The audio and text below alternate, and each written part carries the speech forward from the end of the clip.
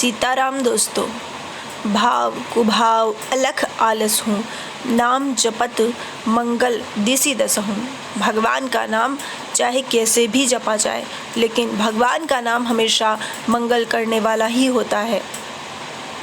जिस तरह से अमृत का पान कैसे भी किया जाए, लेकिन उसका गुण है अमरता प्रदान करना, उसी तरह भगवान के नाम का गुण है भक्त का कल्याण करना और उसकी विपत्तियों को हरना।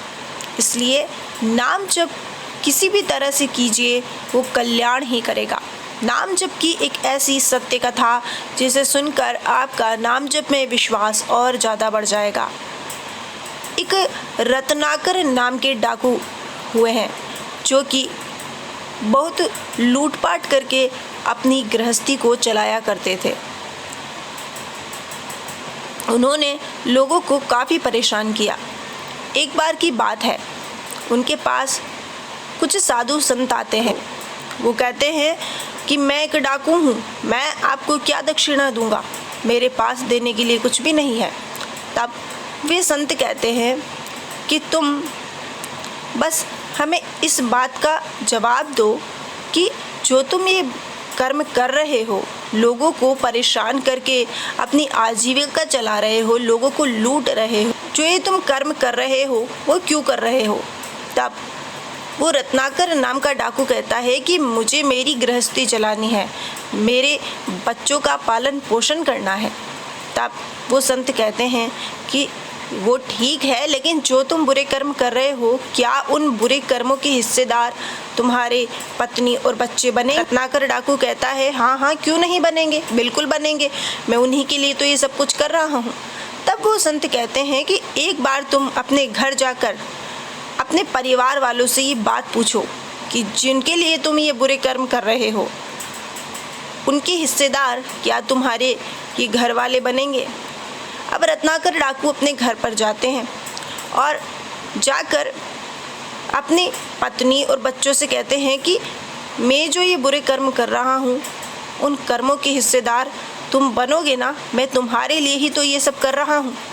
तब रत्नाकर डाकू की पत्नी और बच्चे कहते हैं कि हमारा पालन पोषण करना आपकी जिम्मेदारी, लेकिन आपके बुरे कर्मों के हिस्सेदार हम बिल्कुल नहीं बनेंगे, उन्हें तो आपको ही भुगतना पड़ेगा।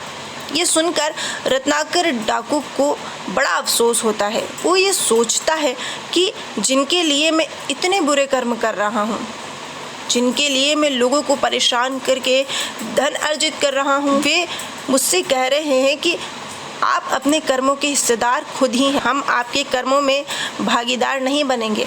अब इस बात का अफसोस करके रत्नाकर डाकू उन संतों के पास पहुंचता है और संत जब रत्नाकर डाकू से पूछते हैं कि क्या जवाब दिया तुम्हारे घर वालों ने, तब रत्नाकर डाकू जो जवाब होता है वो संतों को बता देता है।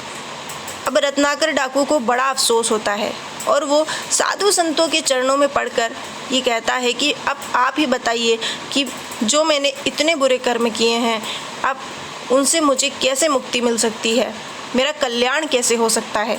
तब वे संत कहते हैं कि तुम्हारे कल्याण का एक ही मार्ग है, तुम राम नाम का जप कर। पर रत्नाकर डाकू कहता है कि मेरे मुंह से ये नाम निकल ही नहीं सकता, चाहे मैं कितनी ही कोशिश क्यों न कर लूं।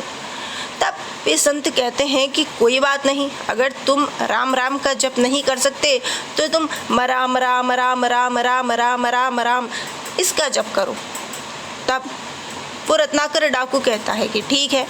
अब रत्नाकर डाकू अपने सारे बुरे कर्मों को छोड़ देता है और वो राम नाम की शरण ग्रहण कर लेता है और अब दिन रात बस रत्नाकर डाकू के यही काम होता है, राम राम राम राम राम राम राम राम राम राम का जप करना।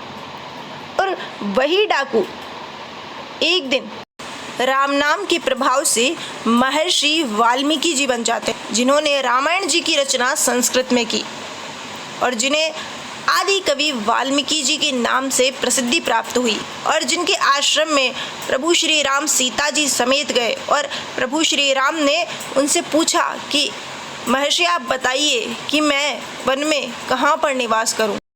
तो दोस्तों, आपने सुना कि किस तरह से उल्टा नाम जपकर भी एक डाकू इतने बड़े महर्षि वाल्मीकि बन गए।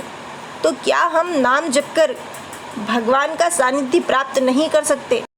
उल्टा नाम जपत जग जाना, वाल्मीकि भय ब्रह्म समाना। उल्टा नाम जपकर वाल्मीकि जी ब्रह्म के समान हो गए थे। तो इस बात की तो हमें चिंता करनी ही नहीं है कि हमारा भाव बन रहा है नहीं बन रहा है, क्योंकि बीज को सीधा डालिए या उल्टा डालिए वो तो पनपेगा ही। उसी तरह से राम नाम का जप किसी भी तरह से कीजिए, लेकिन राम नाम का जप हमेशा कल्याण ही करेगा और आपकी कदम कदम पर रक्षा करेगा। इसलिए संत महापुरुष भी यही कहते हैं कि अगर जीवन का कल्याण करना है, मनुष्य जीवन का लक्ष्य प्राप्त करना है, तो नाम जप कीजिए, क्योंकि नाम जप ही मनुष्य की सबसे बड़ी पूंजी है।